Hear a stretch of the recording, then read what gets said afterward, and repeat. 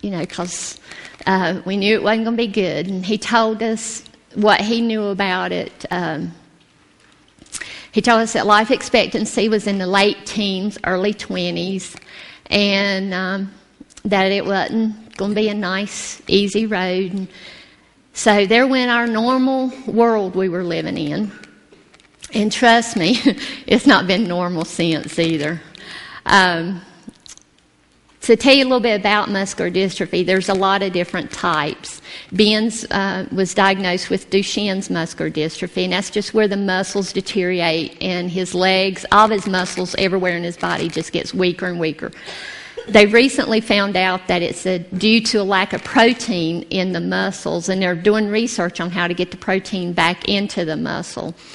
But thank goodness at that time, our church family and our family and friends at that time just gathered around us. They gave us support. When you go through this, when, first diagnosed, I cried a lot. I even got mad. I got mad at God. And because I thought, this isn't fair. Why us? We're good people. We're going to church. We're trying to live right. And so I talked to a preacher about it, and he said, Denise, it's okay. It's okay to feel like that because God knows you feel what you're feeling anyway. So then I started feeling guilty about it also because as we went to Duke, didn't like it at Duke. They referred us to Duke first, and then we went to Charlotte, and they did some counseling with us and found out that the mom is a carrier. And I went, oh, no, what have I done? And they said, Luke, there's a possibility Luke might have it. And I went, oh, no, 2 kids with, this disease. But I finally got up nerve to get Luke tested, and thank goodness, and as you all can tell, he's normal. Well, normal as he can be, But anyway, I got tested and found out I'm not a carrier. So if we would have wanted to have more kids, we could have, and they would have been normal.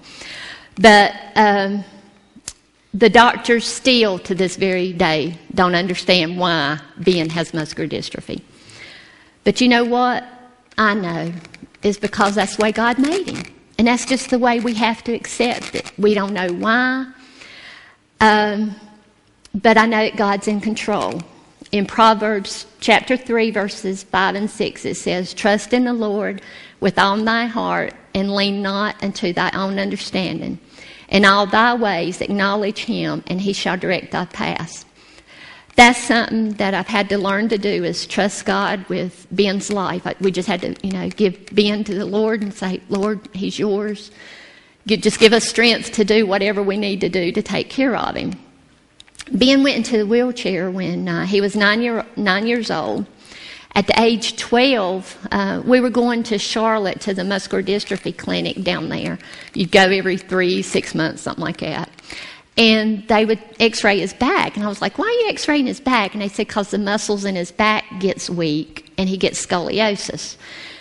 So I guess it was like November, we took him and he was starting to lean. And they said, well, we've got to schedule the surgery to have the rods put around his back to straighten him up.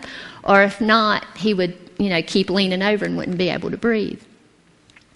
So climbing these mountains, that was a mountain that we were going to have to climb. We had to climb it to make Ben breathe better. We had to go through it, even though it wasn't very fun. We went to Carolina's Medical Center, and I was used to a little Iredell where everybody was friendly and nice. Not saying everybody wasn't nice down at Carolina's Medical Center, but still, it was still different. It was a big old hospital. But God's always with us. No matter where we're at, he's always there with us. And he says in his word in Isaiah 41:13, for I, the Lord thy God, will hold thy hand, saying unto thee, fear not, I will help thee. It's awfully hard not to fear when your son's laying in the bed sick. It's awful hard not to fear what's going to happen next. But he's always there with us. No matter what, he is there with us. It seems like after Ben had his rods put around his spine and had his back surgery and all that. It seemed like we got into a normal or our normal routine. Then something else would pop up. Well, Ben graduated from West Iredell High School, and that was a struggle for him. There was days he just didn't feel like going, but he would go on anyway. He's a trooper. And then after he graduated, he started Mitchell, but when he started Mitchell, that really wore him out. He was only taking maybe a couple of classes a week, but he was just so tired when he got home. And we talked to the doctors, and he said, it's really not worth it. So Ben was content just to stay with my mama. He would stay with mama while Larry and I would keep working. And that's something about Ben. He's always happy. If he's not feeling good, he gets a little grouchy, but we all do. That's just normal. But Ben's content most all the time. The next mountain that God put before us to climb was his lungs started getting weaker. He started being really short of breath. First, they put him on a BiPAP machine, and that's what he was on when we first started coming here. He wore it a long time. Then in 2005, he got sick and had to go to the hospital. And when he went in the hospital then, he only weighed 88 pounds. He was nothing for Larry to carry then. But his muscles and his esophagus had gotten weaker. It'd take him like 30 minutes just to eat half of a ham sandwich or whatever. So he was just struggling to eat, and that's when he got his feeding tube. And he got a feeding tube put in his stomach, and so now he gets 2 cans of food a day. And since he's on a ventilator, though, now he can eat. So we went through that. After that, 2008, he got sick again.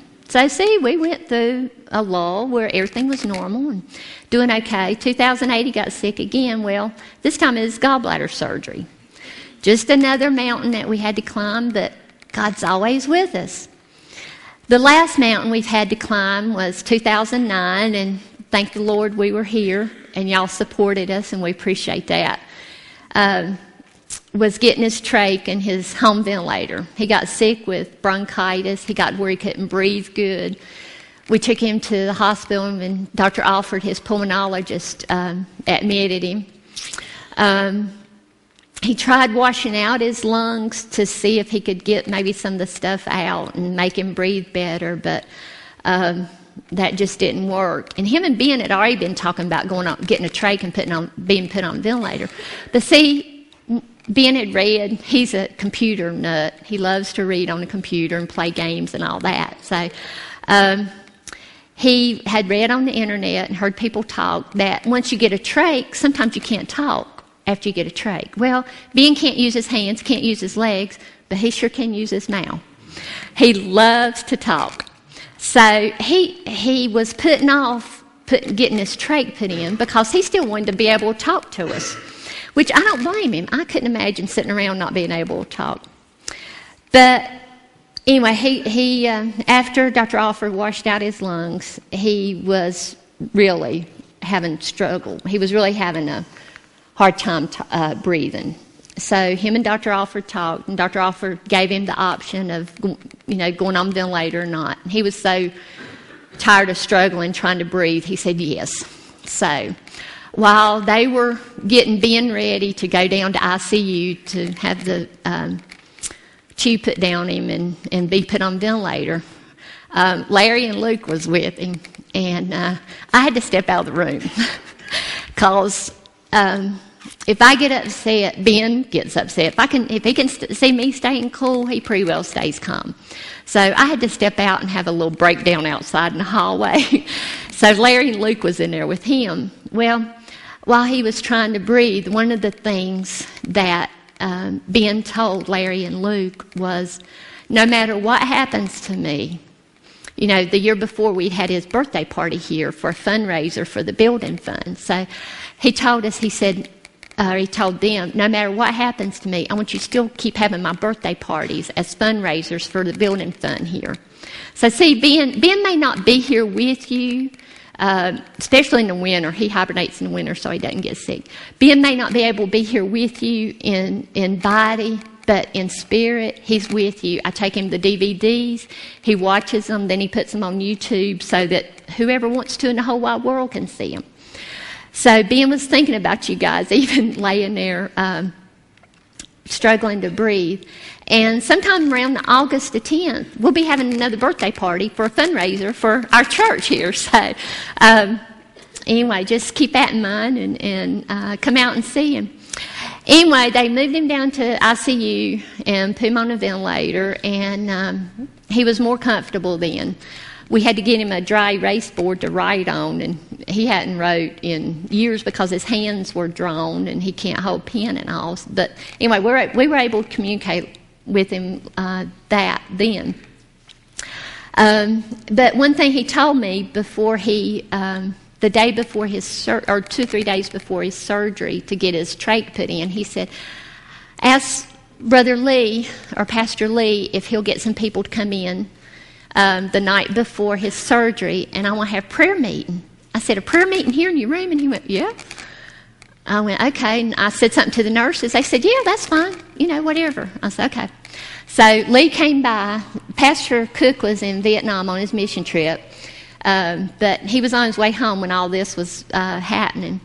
So when Lee came by that morning, I told him, I said, Ben's wanting to have a prayer meeting and here in his room before they do the surgery for his trach. Lee said, okay. And so Ben had given him a few names, and then Lee called some folks. We had that room full that night. Y'all were there, weren't you? We had us a good old time.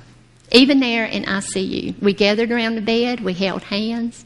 Joe Williams led us, and we sung, I think, a couple of songs. And you could just feel the spirit in that room. It made Ben feel better about getting his trach, too. It eased him into surgery the next day. The nurses was just amazed. They just couldn't get over it. Pastor Cook came back the day he was having the afternoon he was having his surgery. Miss Kay was there, and she said, well, I gotta go and go get Henry, and I'll be back. I said, no, you take him home. I know he'll be really tired. Bless his heart. Pastor came and stayed with us till Ben got out of surgery. So I really appreciate that, because I know you were give out. But he made it through surgery, got his trach put in, and that was, I think, on Tuesday. Well, on Saturday, the respiratory therapist came in and said, you want to see if you can talk? And, of course, Ben was like, yeah. So on the end of the trach is a balloon. And what you do, you take a syringe and let the air out of the balloon. We call that his mute button. If you want to shut Ben up, you put air in that balloon, he can't say a word. But the respiratory therapist came in and she said, let's see if you can talk. She let the air out of that balloon, and that young'un ain't hushed since, except when we put the air back in. But he was so tickled. It all worked out. It's been 2 years since he's had his trach put in, and you know what? He's not been in the hospital since. Praise the Lord. I mean, that's just awesome. Somebody said the other day, because I had my gallbladder out last year, my mom fell and broke her hip last year, and Larry had his gallbladder out the other day. Somebody said, Ben's been the healthiest one of y'all here lately. But one day, we had spent almost a month, I think, in the hospital, and I was walking back in from going out to Mom's to take a shower, and I thought, I can't do this another day. I am so tired of staying here at the hospital, going out to Mama's, taking a shower. Don and Jerry had fixed supper for us one night, and Luke and Jess had stayed, and we went up there. But, there was just something about being away from him and I trust, you got to trust the nurses, and that's something else I've had to do, is learn to trust the home health care nurses that come to our house. But I thought, I just can't go back in this hospital. I said, I am just so wore out. I'm just so tired. But then I thought about the verse that says, I can do all things through God who strengthens me. And I had to have his strength. And I had to have his strength to go through with what we're going through with Ben. We don't know what's next. I mean, his lungs are doing great now with the ventilator. He's outlived, they told us, life expectancy, late teens, early 20s. He'll be 32 in August. So see, the doctors don't know everything, but God does. So God knows how long Ben's going to be here. God knows why Ben has muscular dystrophy, even though we don't know why. So just